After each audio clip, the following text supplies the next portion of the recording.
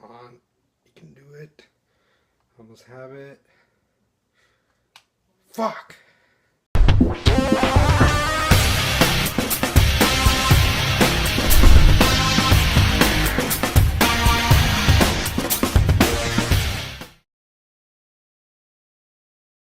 Doctor Strange is the latest movie in this Marvel Cinematic Universe.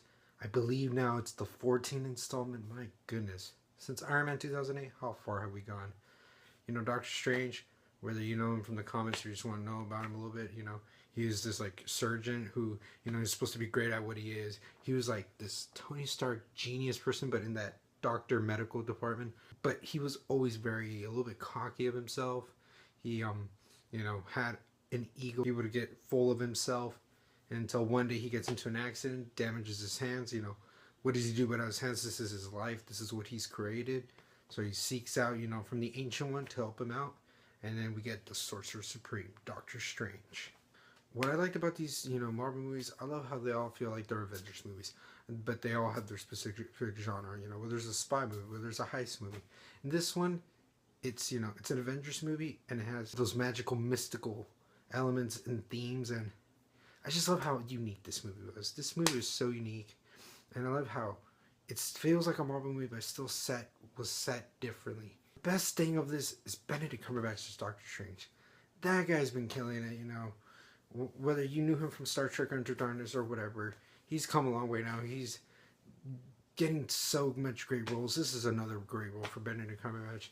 He doesn't carry the movie, but boy does he, you know. He elevates this movie even to greater heights than what it was already. And his character, you know, he starts out all cocky. You feel like you might kind of like him, but then he's kind of douchey. But then he just wins you over, and it's just that payoff that, you know, he's earned anything he works for. And Benedict Cumberbatch does a great, you know, way to give him some comedy, give him his serious moments. You know, he's a jerk at times, but he has this nice heart. It's just his ego gets in the way, and Benedict Cumberbatch just does a great performance as Dr. Stephen Strange.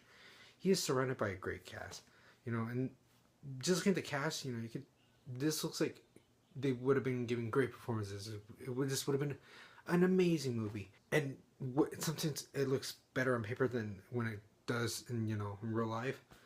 But man, everybody stepped up their game. Seriously, Chiwetel Ejiofor as Carl Mordo, he did a fantastic job, man. This guy is another amazing actor. You know, when I saw him in Four Brothers, when I saw him in 2012, and I know people liked him in Serenity also. I feel like this guy's got talent. He's just proving that he's one of the best. And, you know, I want to see more a future of what they have in store for Carl Mordo. But he did a good job here, you know, being, you know, Strange's friend, training him, getting him through his tough times to help him also become the Sorcerer Supreme. And it's just great seeing them both team up. You know, they got that, not that type of friendship, but that type of partnership. Like, you know, they know they're like the best, and they know they can't do it without the other. And it's just great seeing that type of teamwork. It's still good just seeing them all, both of them kick ass. Mads Mikkelsen, he's really good too. Marvel hasn't had a good track on villains. There's been some good ones, some bad ones, some great ones. Mads Mikkelsen's character, really, it's like in the middle. He wasn't too, you know, taken too serious. He wasn't too light, but he had that balance where he was menacing, but he still had like this character, like he was still human. He was a villain that really complemented the hero. This one really was, you know, like his yin to his yang, and he did a good job with, you know, the type of performance he gave out here, especially for Marvel villains. Rachel McAdams is incredible too. I wish I'd like to see more of her character. She really was there to help out Doctor Strange.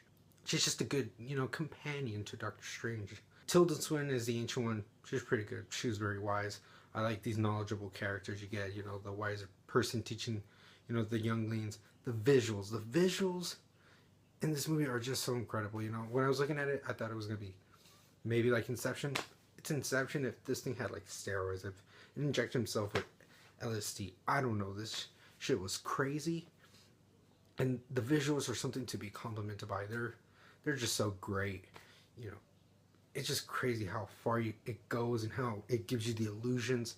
It made the action sequences feel like, it could have been generic, but they felt very fresh, very unique. Even things that you think you've seen, they twist it up a little bit.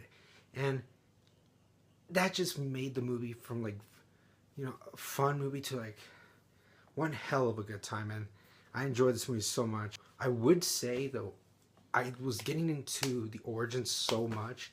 I kind of wish I would have seen more. It was one of the shorter Marvel movies. I feel like you could have put back those 20 minutes to see more of the origins. This just had a very unique flavor. There was meat to the bone. This was a very fun time of a movie, which with still a cerebral mind aspect. I'm gonna have to give Doctor Strange an A. Let me know, guys, what you thought of Doctor Strange. If you guys love it or hate it, this is the 14th movie in Marvel Studios. What's your favorite Marvel Studios movie? All this in the comments below. And as always, Merlin Empire, laugh, smile, repeat.